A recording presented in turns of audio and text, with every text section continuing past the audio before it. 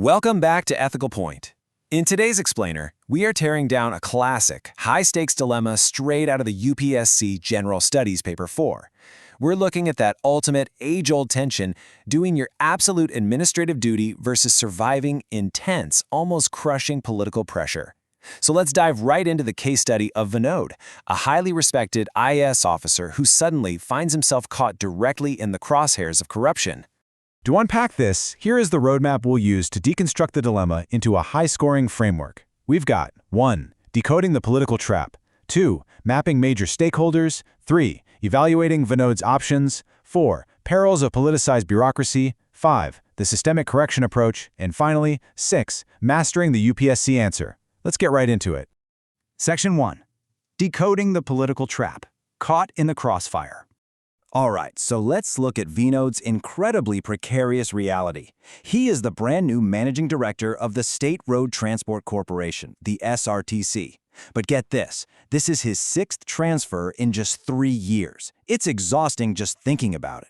Now he's got a corrupt chairman demanding bribes for QMR tires on one hand, and a manipulative opposition board member dangling a secret video recording of this bribe on the other.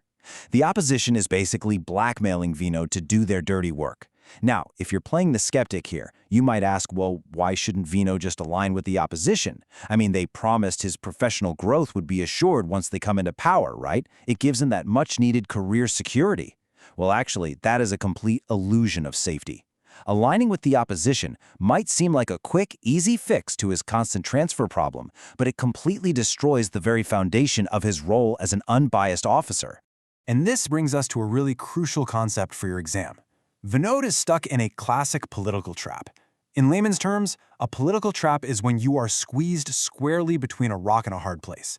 You've got a corrupt ruling party on one side and a highly opportunistic opposition on the other. Both sides just want to use you for their own gain.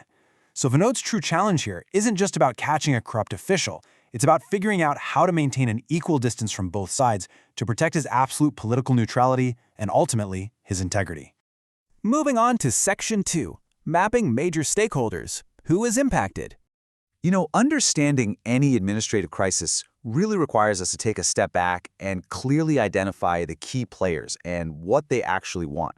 If you're writing a UPSC answer, stakeholder mapping is absolutely non-negotiable.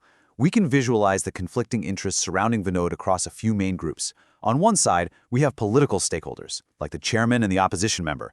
Their real underlying interest, political power. Now contrast that with citizens and institutions, meaning the passengers and the taxpayers. Their primary interest is transparency and accountability. They just want their public money used properly. Meanwhile, oversight bodies like the Anti-Corruption Bureau and Vigilance focus entirely on the rule of law. And let's quickly define that for a layman. The rule of law is the absolute foundational principle that everyone, from the chief minister all the way down to the common citizen, is subject to the exact same laws. No exceptions. Vinod sits right smack in the middle of all this, having to somehow balance his duty to the rule of law and the public interest against these massive competing political pressures. Section 3. Evaluating Vinod's options. The pragmatic versus the ethical. Let's get right into the trenches and explore the immediate, practical choices Vinod has on the table. Sometimes it is so tempting to look for the fastest way to get results and just survive the day. Let's look at 2 seemingly pragmatic options. Option 3 is leaking the video to the media to force immediate action and basically name and shame the corrupt chairman. Or there's option 4, passive compliance, where Vinod just keeps the evidence, keeps his mouth shut, does nothing, and avoids getting transferred for a 7th time. Does that protect him?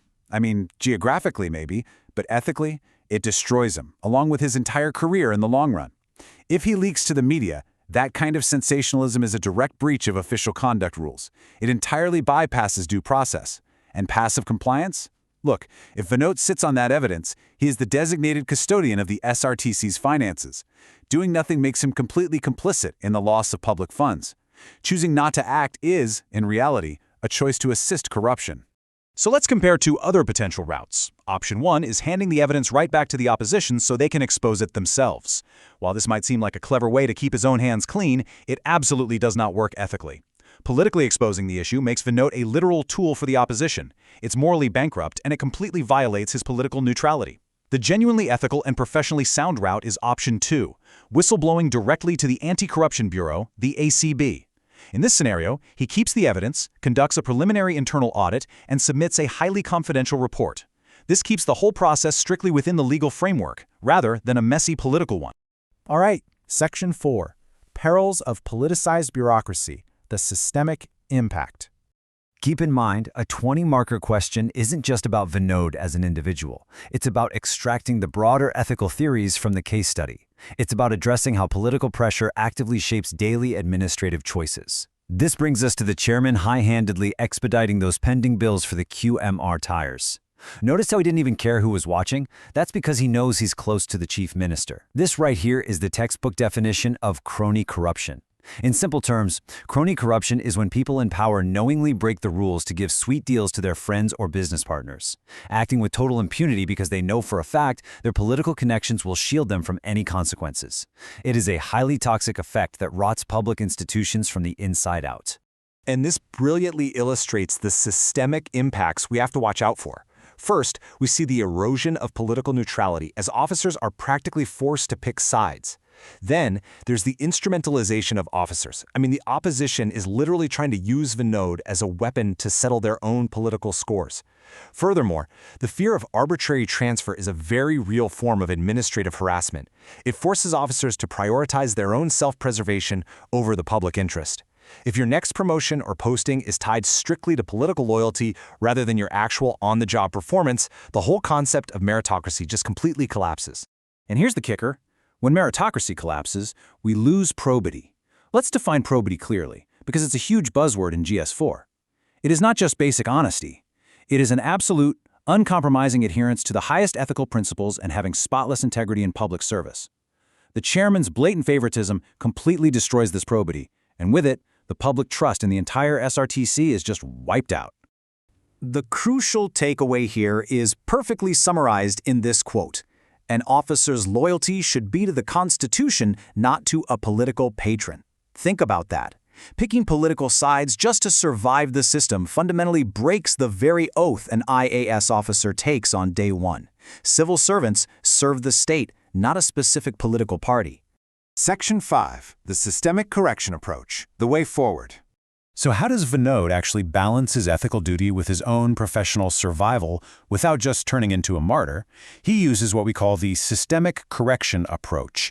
Here is the exact playbook. Step 1, quietly and thoroughly document the financial irregularities internally. He needs to do a proper, rigorous audit trail on that specific tire order. Step 2, present a formal, highly objective, evidence-based note directly to the board of directors. Step 3, crucially, he must simultaneously inform the appropriate oversight bodies, like Vigilance or the ACB. By taking these exact steps, he preserves the digital evidence completely lawfully, he acts objectively, and he prevents the chairman from quietly burying the files. It's incredibly tough, and yes, it absolutely might lead to a 7th transfer, but he definitively protects public resources and his own integrity. Finally, Section 6, Mastering the UPSC Answer, Exam Strategy. Now, if you are an aspiring civil servant listening right now, how do you translate this fascinating discussion into a high-scoring 20-marker GS4 response? You followed this concrete structural template. In your intro, briefly define the core ethical dilemma. Call out that political trap directly by name. In the body, map the stakeholders exactly like we did earlier, and evaluate the options by constantly contrasting administrative duty against political loyalty. Make the examiner see the tension. Finally, in your conclusion, don't just stop at Vinod's immediate problem. You need to suggest broader, systemic reforms for administrative independence and neutrality. And you want to ground that conclusion in the concept of good governance.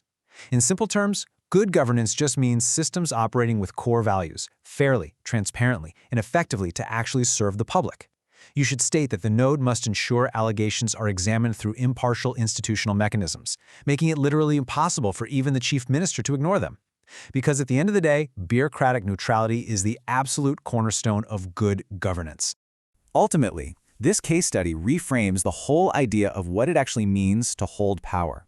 It's not about cleverly avoiding transfers. It's about what you choose to do in the seat while you have it. As we sign off from this explainer today, we want to leave every listener, especially all you future civil servants out there, with a final, provocative question to ponder. Will your future administration be guided by political survival or constitutional neutrality? Thank you so much for joining us, and keep striving for that ethical point.